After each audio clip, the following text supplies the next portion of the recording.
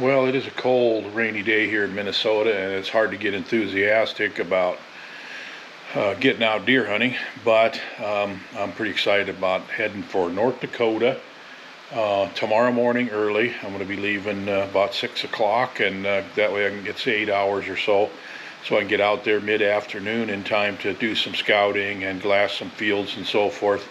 And packing the truck here. Normally it wouldn't be much of a decision about whether or not to take my bike, because I love taking it on these hunting excursions, but in this case, as you know, if you watched previous vlog on this, my camper is sitting at a friend's property out in northwestern North Dakota, and I'll have to pull the camper home, which means I got to figure out how to get the bike home, because I will be taking it on this bike carrier that fits in my trailer hitch. So that's the issue. So I decided to take it because it's so helpful, and then I'm going to go ahead and probably try to get it inside the trailer to bring it home when I come home. So anyway, I'm just going to go ahead and get finished packing here. I'm just about done packing, and pretty excited about going out there and see what happens. I've learned a lot since I was out there 2.5 weeks ago and hung some trail cameras. I'm not getting very many pictures of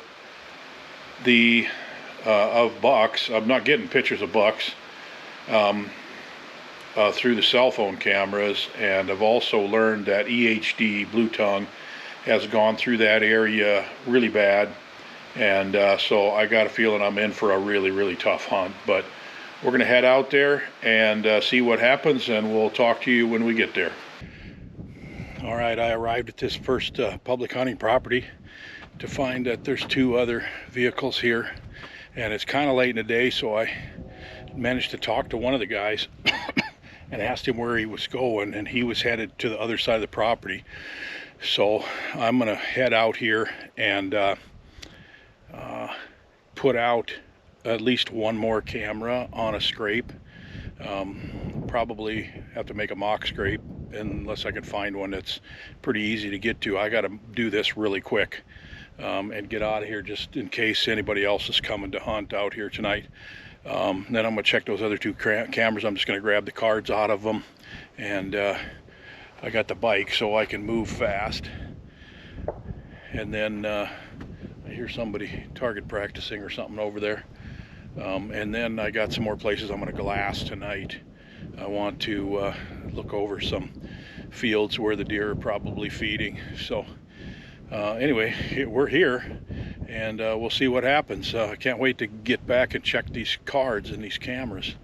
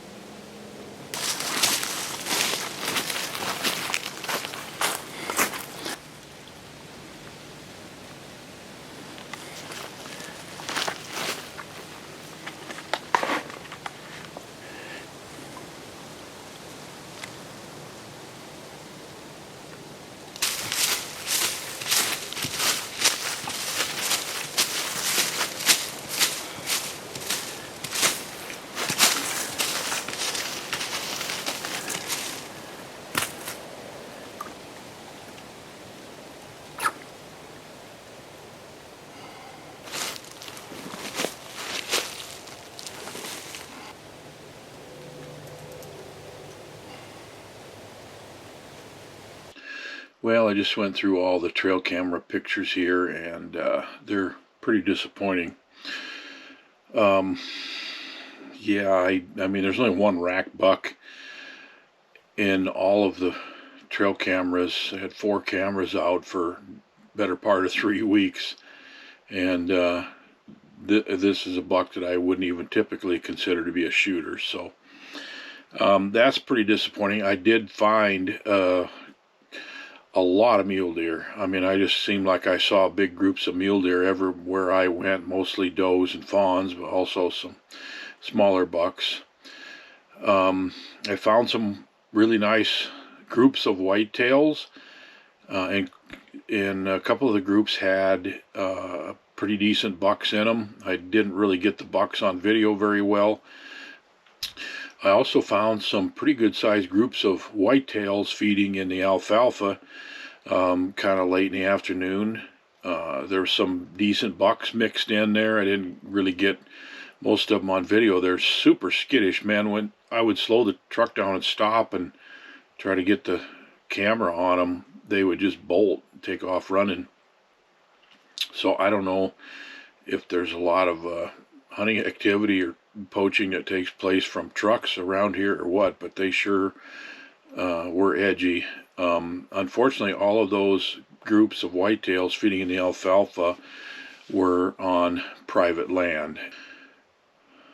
So there's actually 2 fields where I saw a lot of whitetails, and so I'm going to see if I can get permission to hunt those properties.